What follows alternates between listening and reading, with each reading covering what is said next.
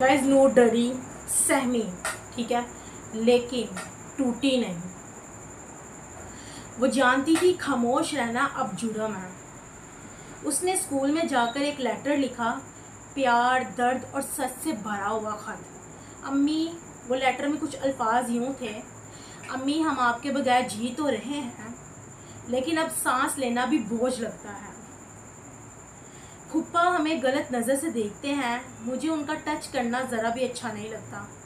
Please अम्मी हमें ले जाएं। अगले ही दिन माँ आ गई। उसके चेहरे पर दुख, आँख में तूफान और दिल में माँ की तड़प थी। उसी वक्त पापा भी आ गए। पंचायत बैठी, फैसला होना ही था कि नूर से पूछा गया पंचायत में कि माँ के साथ जाना चाहोगी या बाप के साथ। तो नूर खामोश, पहले बाप की तरफ देखा, आंसू आंखों में तैरने लगे। पापा ने फिर कहा, पक्का माँ के साथ जाना चाहती हो? क्योंकि नूर का जवाब था माँ के साथ। नूर ने सर झुकाया, दिल थामा और कहा, हाँ मैं अपनी माँ के पास जाना चाहती हूँ। बस फिर वो चल पड़ी, मुड़कर नहीं देखा, क्योंकि कुछ जख्म वो होते हैं जिन्हें देखने से भी दर्द दोबारा जिंदा हो जाता है। नूर अब टूट चुकी थी, लेकिन वो जानती थी कि ये अंधेरा उसकी रोशनी का रास्ता बनाएगा। ये चैप्टर हर उस बेटी, हर उस बहन के नाम है जिसने सच का सामना किया और खामोश नहीं रही। गुलाब का वो फूल और माँ की आंखों के आंसू। नूर और उसके बहन भाइयों की जिंदगी में अब एक नया इम्तिहान शुरू हो चुका था। बाप ने पीठ मोड़ ली थी और माँ अब अकेली जंग लड़ रही।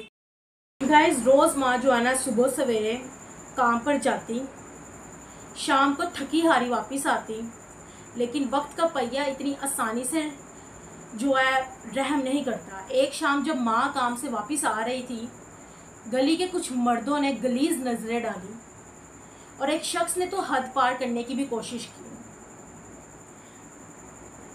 दिन गुजरते गए और फिर आया वैलेंटाइन डे। माँ को लगा शायद अब ये भी दिन गुजर जाएगा खामोशी से, लेकिन उस रोज़ किसी ने घर के अंदर गुलाब का फूल फेंक दिया था। फूल नहीं था, तजलील का पैगाम था। माँ का दिल लर्ज गया। नूर और उसकी बहनें सब खामोश थीं। छोटे छोटे दिलों में डर, आंखों में सवाल, और माँ धराम से धरम से जो है ना नीचे गिर पड़ी और रो पड़ी। इतना रोई कि आसमान भी शायद लरस गया हो। नानी को जब ये सब मालूम हुआ, नूर की नानी को जब ये सब कुछ मालूम हुआ, तो उन्होंने बेटी की इज्जत, हिफाजत और सुकून के लिए दूसरी शादी का फैसला किया, ताकि माँ अकेली ना रहे और बेटियां भी बदनजरी की आग से बच सके। माँ ने दूसरी शादी कर ली। शादी के बाद ने पापा शुरू में कुछ भी नहीं करते थे। माँ ने सब कुछ अकेले ही संभाला, अकेले ही झेला। लेकिन वक्त शायद दिल बदलने का नाम है। रफ्ता रफ्ता ने पापा को एहसास होने लगा, मैं अगर कुछ ना करूँगा तो ये औरत टूट जाएगी। उन्होंने काम करना शुरू कर दिया, धीरे धीरे। लेकिन सच यही है, माँ उस वक़्त भी अकेली नहीं थी। उसके साथ उसका अल्लाह था। और है, जो औरत अपने बच्चों के लिए सब कुछ छोड़ सकती है, वो सिर्फ एक माँ होती है। वो ऐसी माँ की कहानी है ये, हज़ारों लोगों की हिम्मत बन सकती है। 20 का वो दिन जब इज्जत मजरूह हुई, लेकिन हौसला ना टूटा। ज़िंदगी जैसे जैसे आगे बढ़ती गई, वैसे वैसे इम्तिहान भी मुश्किल होते गए। माँ और सोते वक्त दोनों का काम शुरू किया था, लेकिन आमदनी कम। यानी कि जो सौतेले वालिद और माँ थी ना, उन दोनों ने काम शुरू किया, लेकिन इनकम इतनी कम थी कि बच्चों को पढ़ाना बहुत मुश्किल हो गया हुआ था, और घर का खर्चा भी बहुत ज़्यादा था। और नूर 5वीं जमात में थी, उससे छोटी एक बहन 4थी में, और उससे छोटी 3री में, फिर दूसरी, फिर पहली, और एक भाई नर्सरी में। सब छोटे छोटे, सब किताबों के ख्वाब आंखों में सजाए स्कूल जाते थे। लेकिन फिर एक दिन आया, स्कूल की फ़ीस अदा ना हो सकी। नूर और उस्ताद ने पूरे क्लास के सामने, नूर के जो उस्ताद, उन्होंने पूरी क्लास के सामने नूर और उसके बहन भाइयों को नाम लेकर शर्मिंदा किया। यानी कि आवाज़ दी, उनको डिसपॉइंटेड किया कि तुम्हारी फ़ीस कहाँ पे है, तुम्हें कितने दिनों से कह रहा हूँ। जिनके वालिदैन फ़ीस नहीं दे सकते थे उनके लिए यहाँ पढ़ाई नहीं। इतने बड़े अल्फाज जो है ना उस्ताद साहब ने कह दिए। ये अल्फाज सिर्फ जुमले नहीं थे, ये गोया दिल पर खंजर चलाने के मुतरादिफ थे। नूर की आंखों में आंसू, छोटे भाई बहन खौफजदा और स्कूल से निकाल दिया गया। जब वो सब घर वापस आए तो माँ ने दरवाज़ा खोला और पूछा, इतनी जल्दी वापस कैसे आ गए हो। नूर ने कुछ ना कहा, लेकिन छोटी बहन ने धीरे से सब कुछ बता दिया। अम्मी, सर ने फ़ीस ना होने पर हमें निकाल दिया है। माँ की आंखें नम हो गई, दिल जैसे रेज़ा रेज़ा हो गया। लेकिन वो माँ थी। उस रात माँ सोई नहीं, बल्कि अल्लाह से रो रो कर दुआ करती रही, या अल्लाह मेरे बच्चों का साल ज़ाया होने से बचा।